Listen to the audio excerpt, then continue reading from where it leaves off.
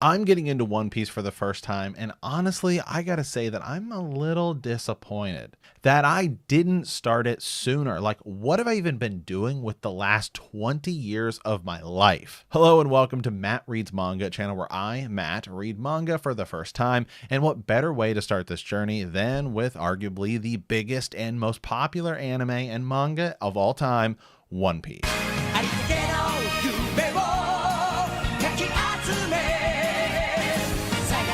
Now, I've been recommended One Piece by many people, but most importantly, I have to give a shout out to my buddy Jimmy over at Dudes Talking Manga, and he told me that it's the best story he's ever read, and that's all the justification I needed to give One Piece a try. And I gotta say, I've only finished East Blue so far, but honestly, it's looking pretty good. One Piece is the story of Monkey D. Luffy and his band of pirates known as the Straw Hats. While they each have their own goals and ambitions, they ultimately join Luffy in his quest to become king of the pirates.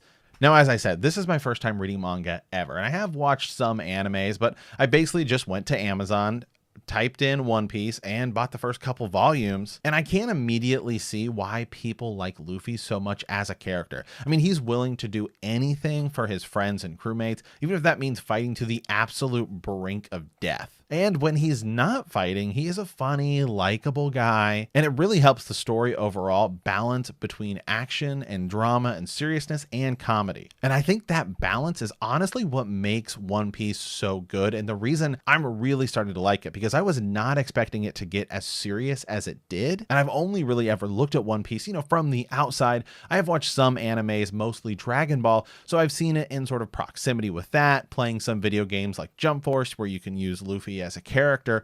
I've always just sort of been like, oh, that's that show with the stretchy guy with the hat. And I don't want to use the word kid friendly, or like, oh, that show's for kids. But that's sort of what my thoughts about One Piece were before I dove in. Even early on in the manga and the anime, which I'm watching and I'll get to here in a bit, you can see that things get really serious really fast and the decisions actually matter. And that's one of the things I'm honestly loving so much about this, to compare it to something else like Dragon Ball, where they're just always wishing people back. In the opening section of the manga, when we're getting Luffy's backstory, we see how Shanks has to save Luffy after he eats the devil fruit and he loses an arm. And that's such a big motivator for Luffy going forward. I can see, wow, there's a lot of important, serious things happening in the story. And all of the seriousness actually adds so much weight to the characters' backstories. And honestly, it's just kind of refreshing for me in anime and manga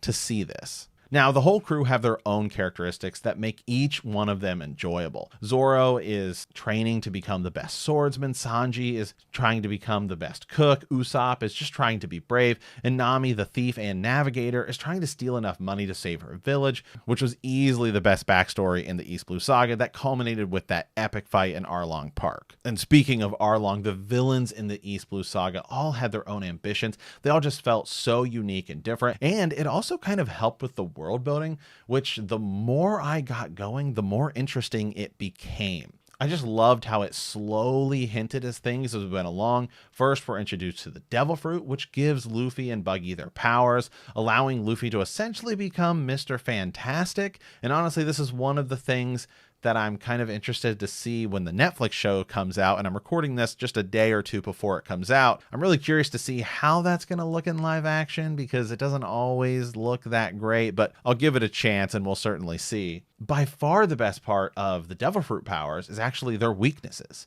One Piece being about pirates and sailing, having the weakness of the devil fruit means essentially that anytime you're by water, Luffy's going to be at a disadvantage since he would immediately sink to the bottom, and he's trying to become the king of the pirates, so he's pretty much always going to be by water. And it made some of the fights with Don Krieg and the Baratier arc, and of course, obviously the Arlong Park arc, say that 3 times fast, it just made those fights that much more intense, especially in Arlong Park, where he actually gets stuck and everybody else has to do their own thing. Now, the only time I felt the story slowed down a little bit was the Syrup Village arc. And I don't know if it's because I had already read it in the manga and then I'm going back and watching the anime second, but the Syrup Village arc just sort of seemed to slow things down. And I do feel like this is where some of that anime filler came in, because I just kind of lost interest a little bit there, but I picked it right back up once we got into the Baratier arc. And I think we should talk a little bit about the anime here, and we'll go back and forth between it and the manga, because I've been making shorts and TikToks about it as I progress, and the comment section in my TikTok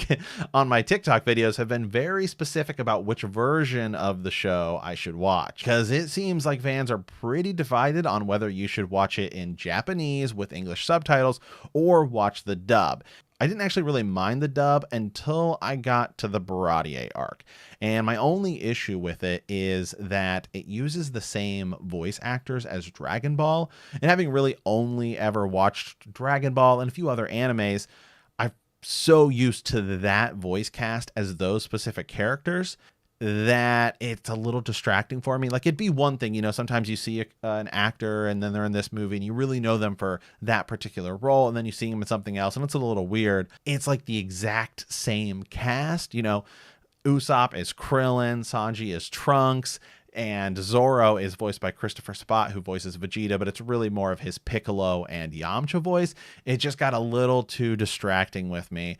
So I'm now watching it in Japanese, and every once in a while I've gone back and kind of watched the dub, but it's a little too much for me. I've always fought alone like a real man does, not like a coward. It's all yours, Special Beam Cannon! Either way, though, I will say some of the things about the anime I really like is, in both Japanese and in English, the opening song is just pure fire. Come aboard and bring along all your hopes and dreams. Together we... Overall, though, I have enjoyed both the manga and the anime, and you can tell this story, it's just so well thought out that there's all of these small details as well that I just love that you get in both versions of it. And I honestly feel like, having read all of East Blue and then watched all of East Blue, I kind of feel like you really should do both. In the manga, there's these great chapter covers where you get little side story artwork about what's going on with some of the other characters, like Buggy. So you get this entire Buggy the Clown backstory that's taking place over the chapters, and it's one by one, and it just sort of helps keep you going and just keep you interested in all of like the world building and all of the other tiny little things that are going on. There's also little Q&A sections, which helps flesh out some backstory to the characters and these tiny little details, and Oda does just such a good job. I mean, he also does a great job at world building, where you have to pay attention to these tiny little details. I mean, when we first meet Don Krieg, we're told he was actually defeated by the Grand Line.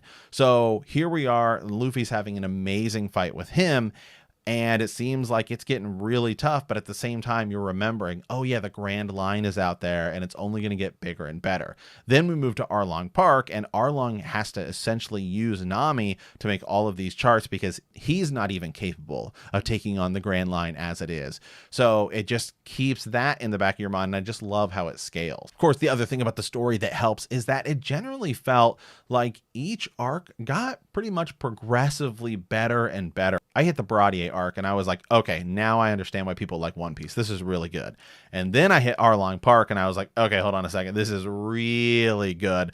And you can really understand exactly where this is going. I mean, so much of Arlong Park was just like pure hype train when Luffy gives Nami his hat and walks in, and like the four of them are walking in together. Luffy knocking down the wall, which one of you is Arlong? And then we got to split off and everyone got to have their own little moment. It was just a great culmination of the East Blue Saga, where we were slowly introduced to these characters one by one.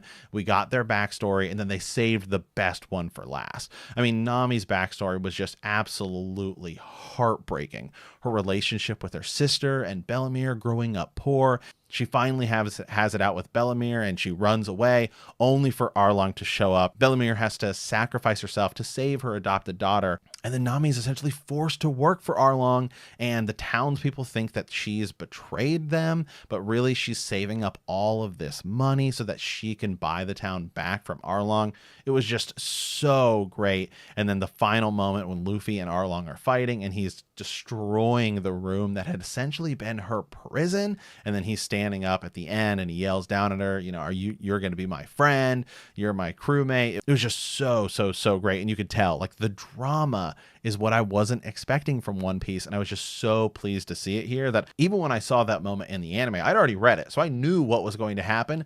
But sometimes in the anime, the way they do the music, the score, it just adds that much more weight to the moment. And I'd already seen it and I was still loving it. So that's how you know it's really good. So we finished the East Blue Saga in Loguetown in a tiny little like epilogue moment. And it was kind of cool to see all the other villains come back and to see Luffy get this bounty on his head. And okay, now we're going to go on to the Grand Line. So it was a cool little moment there at the end. Luffy gets this bounty and it really felt like, okay, now Luffy's kind of like a real pirate. So I can't wait to jump right back into One Piece, continuing on into the next saga, both in the manga and the anime. And I'm going to be continuing to post these TikToks and shorts as I've been doing as I finish a couple arcs or however many chapters or episodes. And I'm going to continue keeping up with my progress. And then I'll come back at the end and do another video like this, sort of just a recap of what I thought of the saga as a whole. And there's also that live action coming here in the next couple of days of when I'm recording this. So depending on how that goes, I might post a reaction or a review. We'll have to see. So with that, guys, thank you so much for tuning in. Thank you for the support you guys have been showing on TikTok and here on YouTube. I can't wait to dive even further into One Piece with you.